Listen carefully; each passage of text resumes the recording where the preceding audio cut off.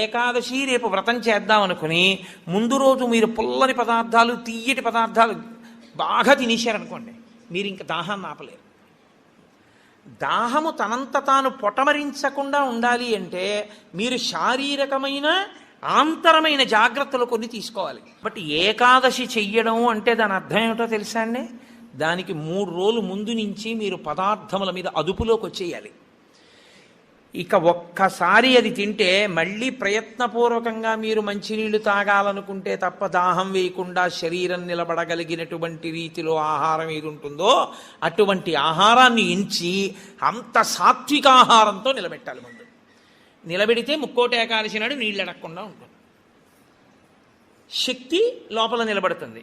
అంతకు ముందు కొన్ని రోజుల పాటు మీలోని శక్తిని క్షయం చేసేయకుండా మీరు ఉండాలి. మీ తేజోక్షయం చేయకూడదు. అంతకన్నా ఇంకో మాట నేను చెప్పను.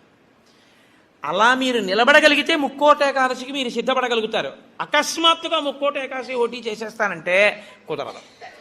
కాబట్టి అసలు ముక్కోటి ఏకాదశి అన్నదాని యందు ఎంత సత్యమైన వాక్కులున్నాయో, శరీరమును క్లేశపెట్టడం అనేటటువంటిది శాస్త్రమునందు ప్రతి 11 రోజుల్లో ఒక రోజు తప్పదు.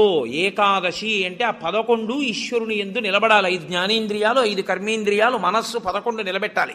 దానికి ఉపవాసం చెయ్యాలి.